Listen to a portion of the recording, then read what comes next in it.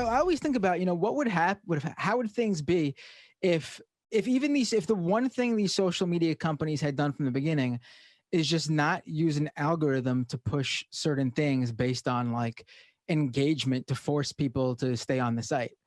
Like, if all these terrible right wingers who eventually, after years and years of spreading this stuff, who got banned, if all of them were on this platform from the beginning, and they never had these algorithms pushing the outrage factory videos and the contrarian takes that are just there to get people, the reactionary views all hyped up. I wonder how much different things would have been. You probably wouldn't even need to ban them. You probably wouldn't even need to even take action against them, because the facts of the matter are, most of them probably wouldn't have even risen to a level of being a problem, because there would have been no audience there for them. But the algorithms do exist, and they did do this very thing that I'm talking about. And so here we are. I agree, but I also find it's a little, we can't blame it entirely on the algorithm, because at some point a person was standing there making the decision to take money from PragerU, from, the Epic Times, for ads and promotional materials. A lot of this is a money-making scheme. A lot of this is right-wing corporations who have money to pump into Facebook ads, pump into, YouTube ads to draw attention from other videos based on like video games or comic books that, may happen to have the population that they're looking to attract commonly watching them, right? I know when I watch video game trailers on YouTube, there's like, it used to be a flip of a coin before I started using VPNs and ad blocks, whether or not I got like a PragerU ad or Epic Times ad, and regardless of what else I was watching.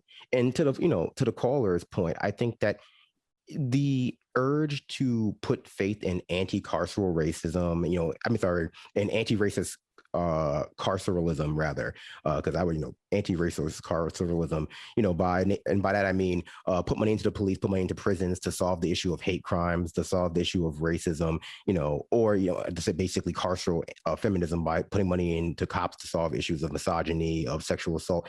It all leads to the same place, which is not very productive, because cops don't solve crimes really, they just exist to show up late and shrug their shoulders when you tell them what happened. But also these systems are built on that kind of thing. Our prison system, our police system is built on the remnants of the slave state. They're built on old patriarchal norms, and it's hard to find a solution within that paradigm without radical reform to the point of which we're talking about abolition, basically dissolving what we have now and building up something new.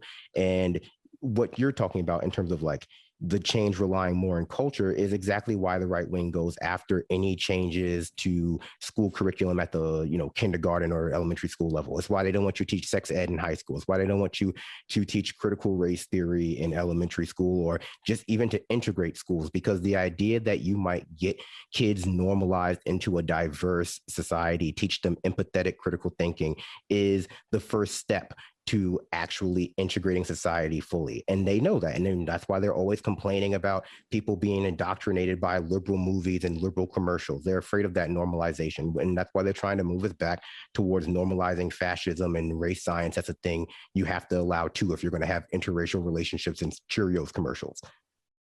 Right. That's definitely spot on. I think the thing is, I feel like people feel sort of powerless outside of those cultural issues. Like that's where you can actually do something and try to look at what the caller was arguing in terms of like taking action against the big tech companies. Like even that, obviously the big tech companies, how are you going to go after them? But actually not even probably, it is definitely easier actually in this political environment to go after the big tech companies, because both parties want to go after the big tech companies right now. So we're seeing that something is actually going to be done. Whether, the Republicans have the same thing in mind as the Democrats, that's obviously not true, but the tech companies will be dealing with some sort of fallout from this.